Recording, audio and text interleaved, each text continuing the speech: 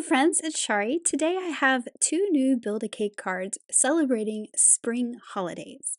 Of course, my Build-A-Cake cards always need to start with the Build-A-Cake die set and the Build-A-Cake add-on. I've cut a few pieces here and I will talk about those cardstocks here in just a minute. For this first cake, I'm making an Easter cake. I'm going to use the new All the Grasses mini stamp set, as well as the new Stamp and Stencil Easter eggs for the Easter eggs. And I'm also pulling out an oldie but goodie, the Eggstra Special Easter stamp set. So I'm going to be stamping and coloring a few of my images, and then I'm going to be embossing on colored cardstock a few of the images. So it'll be a mix and match of different styles of coloring. So first I am starting out coloring my images with my markers. I have all my grasses here that are stamped out and I'm just coloring them all with the same green markers. Just starting with a darker tone at the bottom and blending out with a lighter tone. I'm actually going to go in with an even darker one just to add a little more shading at the bottom. And you can see I have 5 grasses here. I actually ended up using 6. I added another one to my cake when I started putting all the pieces together. This tulip is from the Eggstra Special Easter stamp set, and I'm just going to color this in a classic red-pink tulip color. Adding a little shading at the bottom of the petals and then blending out with that R22. I'll come back in with that R35 and just add a little more darkness at the bottom. I also have the jelly beans, which you can see I colored them and I wasn't really happy with the colors, so I stamped them again and I'm going to color them in some different colors. These are also from the Eggstra Special Easter stamp set. And I'm going to color a yellow jelly bean. For this aqua color, I pulled out some Olos. And then for that last little jelly bean there, I went with an orangey peachy color. Again, using some Olo markers to color this one, just using 2 shades for each of those. Now this one was a little too light, so I'm going back in with that shade that was my darker one all over the jelly bean, and then I pulled in an even darker one for the shadow. Then I can take the coordinating dies, line them up, and hold them in place with a little bit of low-tack tape and cut them out. Now to move on to my embossed images. So for that chocolate bunny, I have a piece of paper bag cardstock, and you can see I have already treated it with the anti-static powder. I'm going to stamp this in clear embossing ink, and we're going to white heat emboss this image. And I just think this is really fun, especially for this chocolate bunny, because you don't even have to color it. It's already colored with that paper bag cardstock. We are going to add some accents with some colored pencils here in just a little bit, but for now I'm just heating up that embossing powder with my heat tool till it melts and I get that nice bright white image. Before I cut this out, I'm also going to work on my Easter eggs, and I'm going to do the same thing for my Easter eggs. I'm going to white emboss the plain egg image on each of these new colors of cardstock. So I have peach, lavender, and mist. So again, for each of these, I have treated them with the anti-static powder. I'm stamping that egg in clear embossing ink, adding some white embossing powder. I was just cleaning up a little extra embossing powder there before I heat it up with my heat tool so I get that white outline of the egg. So now I've pulled out some matching inks for my eggs, and I'm going to go ahead and cut these out with the coordinating die. I'm going to cut my bunny out as well. And I'm going to use these coordinating inks to put the pattern on my eggs. Now I don't need to use the solid one for these eggs because the cardstock is my base color. Then I can go in with a matching ink and just add the fun details. For this one I'm using Merman ink. And I'm trying to go in with a very light hand so that these patterns are nice and subtle tone on tone. Look how pretty that is. Next, I'm using fresh lavender for the lavender cardstock. I really love this pattern. It might be my favorite of all the eggs with those pretty little flowers. And I'm just adding a little more to the bottom for some shading. And then finally, for this last one, I have some Peachy Keen ink. I'm just tapping it off inside the lid and going on very lightly with that ink for the tone on tone for this peach cardstock. Now to my bunny, I have my colored pencils. Since I have this on a darker cardstock, those colored pencils are going to show up pretty nicely. I'm giving him a pink bow. I'm also going to color in his ear with a peachy color and then some pink and kind of blend it out. And then I'm also going to give it a little pink nose, a white tail, and then I pulled out a brown and I'm just doing some very light shading around the edges, kind of under that bow, just like we would do with our markers, but just a little bit of shading and it really gives this chocolate bunny some shape. Now to move on to my cake. So I cut my cake from some speckled eggshell cardstock and I'm using the new basket weave stencil and I'm actually going to turn it on a diagonal for the cake just because the cake is a cylindrical surface and if we go straight across it's going to look a little funny because it's too straight and it doesn't curve with the curve of a cake. So the diagonal is going to work perfectly and look really fun. And I'm actually using 3 colors of ink. I'm using the same 3 colors that I used on my eggs, some fresh lavender, some merman, and peachy keen, and I'm doing the first layer of that stencil.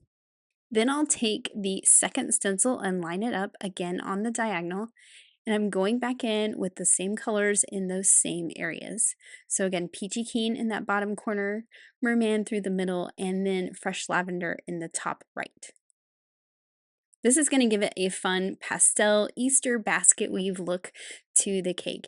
And I'm actually going to go in with what's left on my brush and just add a little bit of shading of color to just to kind of knock down that cream a little bit and give it a little more color of the cake. Now before I add the topper piece to my cake, that decorative piece, I'm adding some gold splatters to give it some fun shimmer. And I'll let this sit to the side and dry before I start to assemble everything. For the cake plate, I used some narwhal cardstock. And then for the decorative piece on top, I used some green spiffy speckles paper. I think that this looks fun like Easter grass in the green. And it's going to be a great place for our Easter eggs and the bunny to sit on top.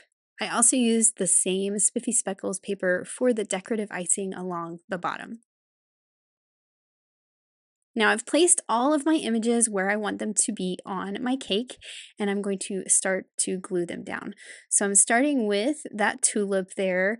For the little jelly beans, I am going to pop them up with a foam square so they have some dimension off the cake.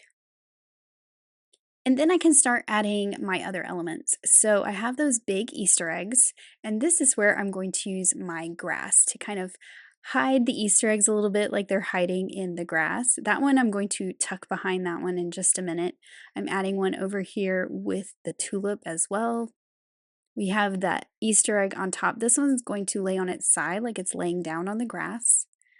Then, of course, our chocolate bunny, who is the star of the show. And we'll add some grass up to the top as well so that it matches the bottom of the cake. I like that you can tuck these in front or behind. And I love that there's so many different grasses to use in this little stamp set.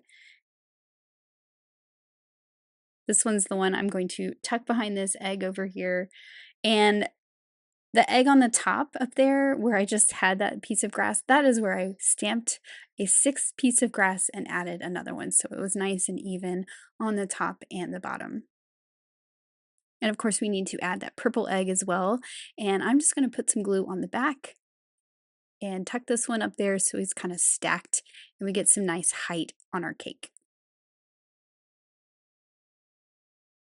So now let's work on the background. I'm using the largest of the stitch scalloped oval stackables and some yellow spiffy speckles paper. I'm also using the windy backdrop that has that nice stitching detail and I've cut that out of some kraft cardstock. So I'll put this on my card base. And then the oval is going to kind of act as a frame. I will layer this right in the center of this kraft piece of cardstock and it will give a nice frame for my cake. I've put foam squares and foam tape all over the back of the cake. That's all assembled now. And then I can just pop the whole thing onto the card base right there in the middle. And then for the sentiment for this card, I'm using that Happy Easter in that really fun kind of scripty font from the Stamp and Stencil Easter eggs stamp set. And what I really like about this is there is a coordinating die. So I can cut this out. It's going to cut Happy and Easter as two separate words, and I'm going to be able to stack them one above the other. This cake really fills up the card, so I like that I have this small sentiment that I can just kind of tuck over here above the eggs. And I did stamp this on the speckled eggshell cardstock so it matches the color of the cake. Then I'm adding some little guava hearts cut with the Hearts and Stars Skinny tag die. And then finally, of course, we need our glitter. So on this card, I did glitter all the little grasses. I added glitter details to the tulip and the jelly beans. On the eggs, I added some glitter details. I did not glitter the whole design. I added little dots to the center of those solid flowers on the peach one, and then I added glitter to the hearts. And then here is my finished Easter basket card with all those fun goodies you find in an Easter basket, and I just think it turned out so cute. Next up, I'm creating a card for St. Patrick's Day. So I have pulled out a bunch of green cardstock. I'm going to cut the shamrocks from algae and noble fir cardstock, and then I'm going to cut my cake bases from some green watercolor wishes paper. So you can see here all those pieces. I also cut the tops from the same green watercolor wishes paper so they kind of blend in, and then the details at the bottom out of number 2 pencil, which have that nice gold look. Then I have some scraps of cardstock in a rainbow of colors, and I am going to create some really thin strips to create a rainbow on the cake. So each of these strips I'm cutting to 1/8 of an inch wide. So I have some guava cardstock, some fake tan, sunflower, cilantro, I have peacock, and then I have sugar plum for my purple. And I am just going to add these, making a vertical rainbow on my cake. I am starting kind of at that little edge that it cuts there, but all of that is going to get covered up by the details that go on top, so you don't have to worry about it being nice and straight. I'm going to remove any adhesive that I have with my adhesive eraser, and then I can trim off this excess that's hanging off the bottom of the cake. Then I can take my decorative piece that goes on top, and that's going to act as a cap right on top of the rainbow. I think this is a fun look, cutting the top out of the same color as the cake. It makes it kind of blend in, and you don't have too many colors going on, and I really like the way that this cake turned out. I have a cake plate cut from narwhal cardstock, just like on my Easter cake. And then, as I said before, these little details are cut out of number 2 pencil cardstock, so it's that kind of deeper yellow like a gold. Then I can add my little, or smaller, I should say, cake tier. So I've got the decorative piece on that one as well. I'll add this to the top of the big cake. And then for the little icing detail that goes at the bottom of this one, it's the same die. We're just going to cut off 2 of those little bumps of icing. And we can just add this right along the bottom. I think this is turning out really cute.